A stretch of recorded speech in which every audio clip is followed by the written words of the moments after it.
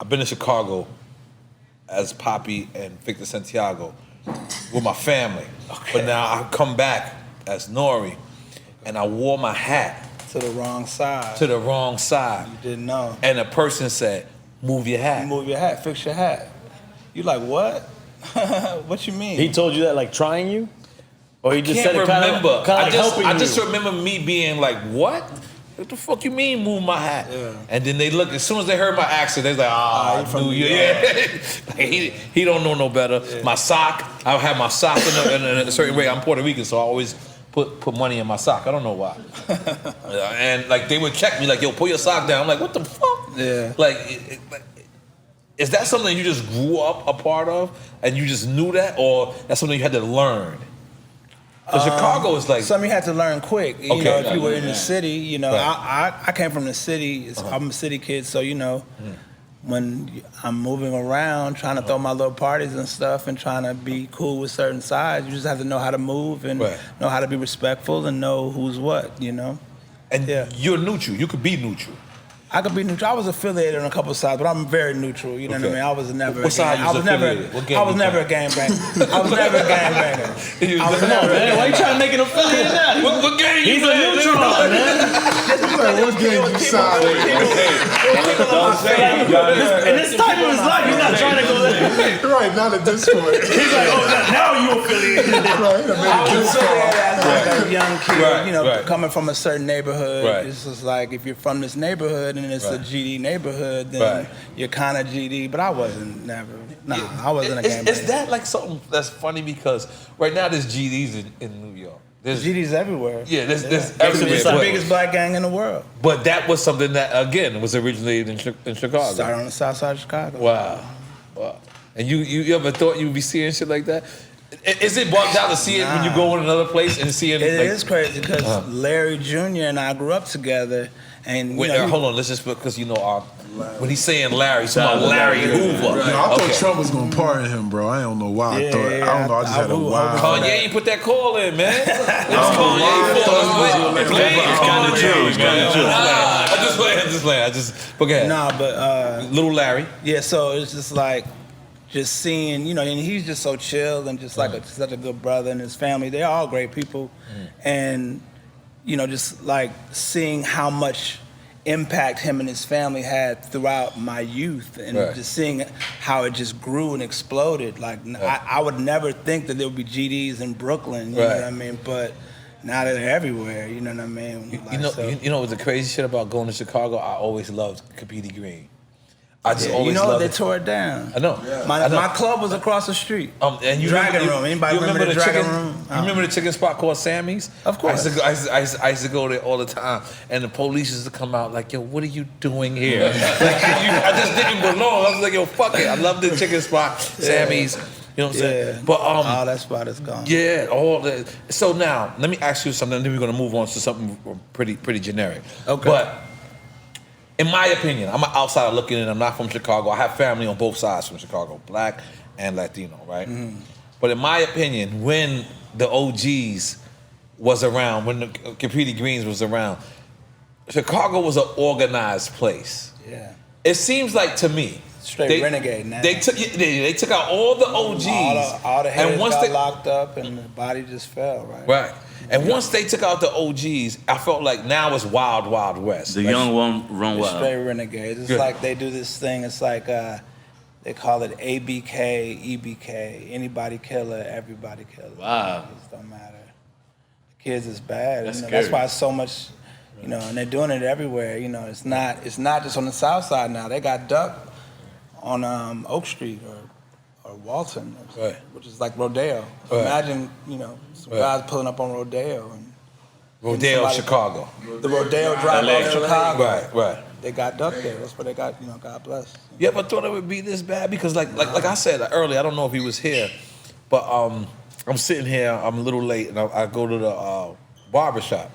And I hear all this new music, but I never get to see the videos, right? Yeah. So I'm sitting there in the barbershop, and the Bushisi is my dog. And I'm talking about every video, they like this.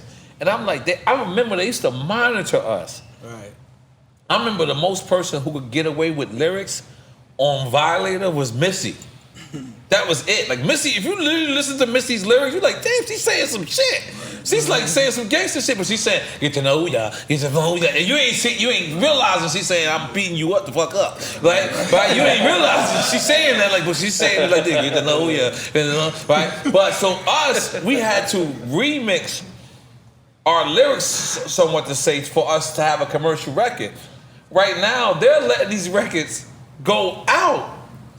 And they're letting the videos play with, like, I forget, I think it's Polo G. Is he from Chicago? Yeah, he's from Chicago. I think it's Polo G. He got a video where he just wakes up and someone's just shooting at him. And he's just standing there and they just shooting at him. I'm like, what the fuck is this? I'm like, is that on the regular TV?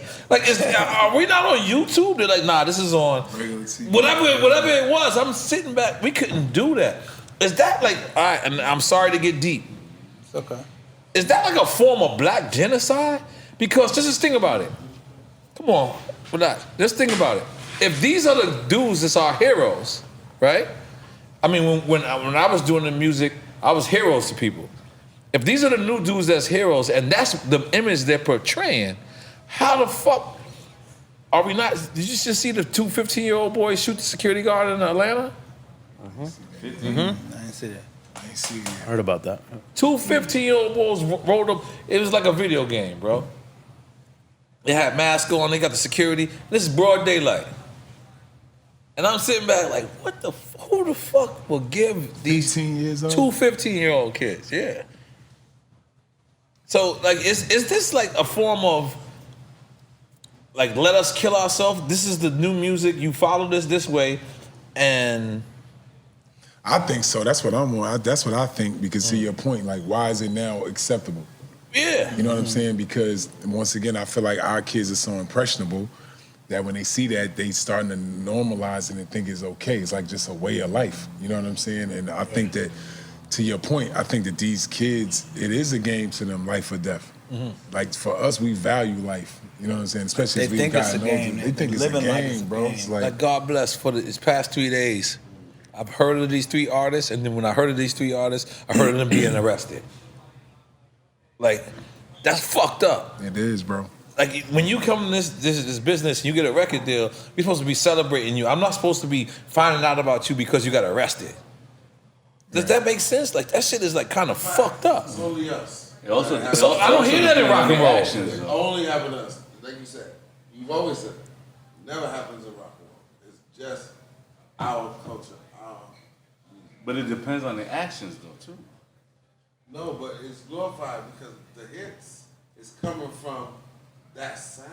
Yeah, because to his point, like, when you think about, like, the hardest songs on the radio right now is literally talking about, like, somebody that got smoked. I mean, what is drill? Drill like, is that. These are real stories. It's not That's like, what drill is. It's like a lot of y'all shit was like, because y'all remember y'all was storytellers. Because when I listen to it, but seriously. No, I'm hating a little bit because I'm like, I can't get away with that. But what I'm saying is, you was telling a story. You was talking about somebody, but you weren't saying the name. Like, they saying the name. Like, yo, this nigga said it, and that said it, and he was there, and I was there, and we shot him there. And it's just different. Like, before it was storytelling, now they telling the truth. They're telling the truth. And they telling the truth. They living that and shit it's short-sighted. every single day, bro. So it's totally different. Yeah, drill. It's called drill. Shout out to Extension. And I didn't know what was drill rap until my man Sharif, who's here. We was arguing about, like, who had the most influence, Chicago niggas or New York niggas. Shout out Sharif. Where you at? What up, Sharif over there. And he was saying, obviously, in Chicago.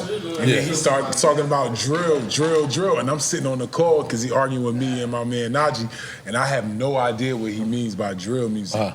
And then I looked it up and realized, like, you didn't know what drill music Chicago means? shit Okay. that these niggas is talking about killing. That's real. That's scary. One last story. I was just in Chicago last week, me and my man Dan, my co-founder in Viola and Village. And we're at the Noble Hotel. We're going to Noble to grab some food up top. These 3 kids are in front of us, and as we're walking on the elevator, I could tell they start looking back, like kept looking back. Are we in at California, you said? No, we were in Chicago. Chicago, at a Noble Hotel. Okay. Noble Hotel. So these 3 kids, they walking, they get on the elevator. No. So we get on the elevator, Dan is in front of me, so he don't kind of see, so he just walks on the elevator. So I'm looking, I could tell the way they looking, they like, what's up? So we get on the elevator, right? And one of the ones in the back, he kind of stepped to the back and he's still like looking at us like, you know what I'm saying? Like, damn, they're like, why did we get on the elevator with them? So what I said to them, I was just like, yo, where y'all from? And he was like, Chirac. He said that shit is soon by the time I said from, he was like, Chirac. And I was like, oh, all right. He was like, where you from? I was like, I'm from Jersey. I'm chilling. You good? He's like, yeah, I'm good. And then he kind of calmed down. Yeah. But you could tell like he was looking You're not at an enemigo. Yeah, bro. He was looking at us like, what's going on? You know what I'm saying? And like, them boys in Chicago, they ain't playing them kids out there, bro. Because these dudes they was ain't kids, never been playing. bro. They were kids.